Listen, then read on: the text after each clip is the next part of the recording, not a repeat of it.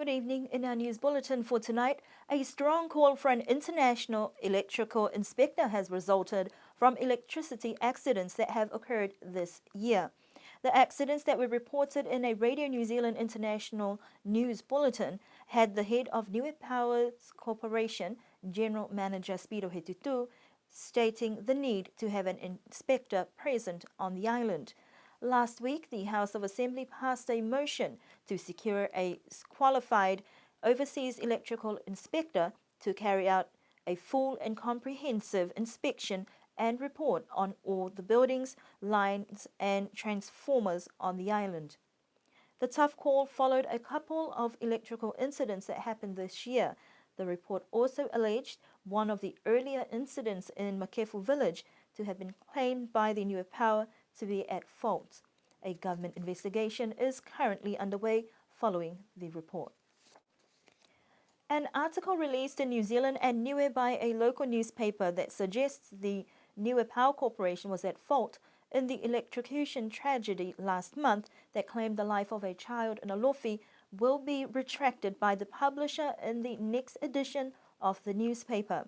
It is reported the changes to the article printed in the latest version of the paper was a confusion over the village name and should not have been Alofi. A formal apology to government and the Niue Power Corporation is believed to have been lodged by the publisher following the misprint. A police officer is under investigation for an alleged domestic violence incident that happened over a month ago. This has been confirmed by the Chief of Police and government's employing body, the Niue Public Service Commission. Niue Public Service Commission Chair Gina Tukiuha said the commission is working to resolve the issue and are waiting on the staff member under investigation to file a report. She said there are many complicated and sensitive elements with the incident and the commission needs to implement a thorough investigation into the alleged domestic incident. There is a shift in attitude towards mental health in Niue, says experts from New Zealand.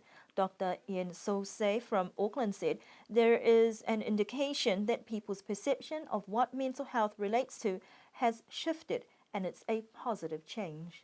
It's been quite satisfying for me to see quite a shift in the visits that I've had. I suppose the work that the team here have done and people who've come before me in terms of thinking about mental health. When I first came, I suppose there's still quite a bit of stigma and people felt that mental illnesses were quite severe things not to be talked about. And increasingly now I think people recognize that mental health and mental illnesses are things that we all experience. The government and the health department here are focusing on non-communicable diseases, and I suppose as Niue gets more prosperous and as we all get a bit older, we've shifted away from infectious diseases to a lot of those conditions that we aren't so visible to us: diabetes, heart disease, mental health. And those are conditions that we don't hurt immediately, people don't see we're unwell, but they're the ones that stop us doing the things we need to do, stop us living our lives properly, impact on our productivity, our ability to work with our family and work with our friends. So mental health is part and parcel of the things that we need to look after more and more, I suppose. He said there are different areas of mental health that has impacted on people on the island, and there also is a need to look at policy for mental health. Most people come with problems with sort of depressive symptoms. So people often feel quite sad, they feel quite hard on themselves, they might be quite critical and feel in some way they're not doing as well, or they're letting down people around them. They might find themselves sort of tearful at times, their sleep might be disturbed. And so those are quite common symptoms in depression, and they're very easy to help. We know that sometimes people need a bit of medicine, sometimes it's a bit of support. One of the things I notice on Niue is it's hard for people sometimes to talk about these things because everyone's so closely connected, and having the ability to talk to a professional sometimes helps people sort it out in their minds a bit. Angeline Heko Kaloni said she wants to see a lot more awareness and capacity building in communities and workplaces to find preventions to some of the ailments of mental health. She said returning to basic behavioral interactions is also one of the best forms of prevention, where people can talk to each other and to have a person to talk to in times of anxiety and stress. Any person wishing to receive assistance can contact Niue Hospital. Pacific leaders and two biggest allies, Australia and New Zealand, are gathering in the Solomon Islands to celebrate 10 years of the Regional Assistance Mission to the Solomon Islands, or RAMSI.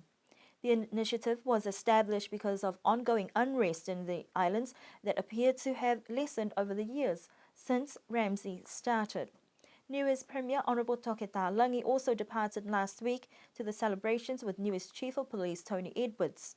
Niue government over the years has continued to support the mission with at least one or two officers stationed in the Solomons for peacekeeping with other Pacific counterparts. Niue has currently one officer taking part in the regional assistance to the Solomon Islands. Australia, however, has shown its aspirations to move out of the islands. Leaders this week are also expecting to continue dialogue over the fate of the assistance after much discussions in last year's Pacific Islands Leaders Forum in the Cook Islands. The Niue Health Department and Waitemata District Health Board have joined forces to address issues affecting youth like alcohol abuse, potential drug abuse, gambling, amongst other things. Health representatives say this is a continuation of ongoing campaigns targeting youth to make healthier and responsible choices. The program has also been based around data collected that has revealed that students are drinking at a much younger age and that there is a need to create awareness about the effects of alcohol or substance abuse. The focus is on promoting safety as well as awareness around alcohol intake and consumption amongst young people. Disney Nua and Matt Faliuka are two Niuean health professionals working with communities in New Zealand who are on the island to facilitate these workshops to educate our young people. As we believe that there's not enough education and insight on how we grow up, because most of the time I believe that we see it, but we don't know enough of it to understand what it does to our bodies. As you can see, we're just trying to probably deliver it in a manner where it's quite interactive, and it's more about engaging with the youth and their connectedness.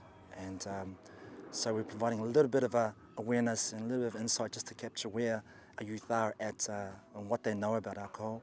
And then, delivering a few games, just get out there, have a little bit of fun, because that's what we relate to our kids. They love having fun. So if we can be fun and interactive and engage and especially connect with our kids in terms of delivering education as well. So we believe it's hey, let's balance this all out. And not too long in the classroom with education, but enough to give them something and hopefully plant the seed to say, hey, to be safe. There have been several interventions over the years targeting youth and alcohol, but this time round takes a different approach and uses sports as a medium for delivering the message. We asked Matt whether there were any similarities or differences in the issues that are facing our young people here on the island in comparison to those overseas. Similarities, same thing back in New Zealand.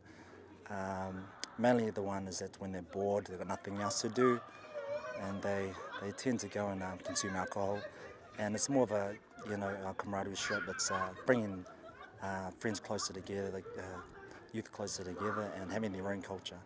Main outcome is just hopefully increasing the awareness and the insight of our young people, or even not only our young people, probably our adults as well. They need a little bit more information, a little bit of awareness and insight on alcohol and drug use and how much is too much, and being safe and looking after the people around you. So that's one of our main focuses, and helping people understand. Today's session saw a great turnout, but the hope is that more people will be able to turn up to their next session that is open to all youth. The Alofi South Show Day proved quite the spectacle last Saturday, with the crowds flocking to Halamahanga in the early hours of the morning. For the early birds who got up at the crack of dawn, they had first choice of the best food on sale, a range of umu food, barbecue food, fresh salads, seafood, sweets and desserts, but by 9, most of the plates were sold out. Tamaliutu are also well known for their changing colours of choice each year, normally linked to elements from the environment. White was the colour of the day, And there was an array of designs of stalls and outfits that were being judged as well. Agricultural crops and handicrafts were on display and sale with a good variety. And also from additional activities from face painting, water ping pong to mini golf, there were activities for everyone. However, normally the crowd favorite is the entertainment, with the youngsters of the village displaying great talent, confidently performing for the crowd.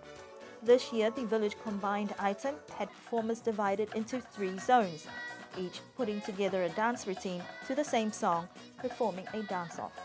An interesting addition to this year's program was the inclusion of a haircutting ceremony of sorts for charity work towards Omatafua to support the preservation efforts of sea mammals, and also some funds towards the elderly folks' home.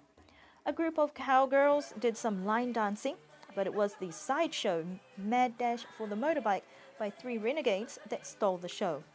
Fortunately, the show day ended just before midday before a huge downpour. Alofi South has definitely raised the bar for the other villages to meet when they have their show days.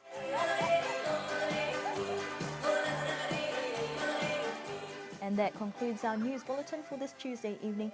Do join us again for our next bulletin on Thursday.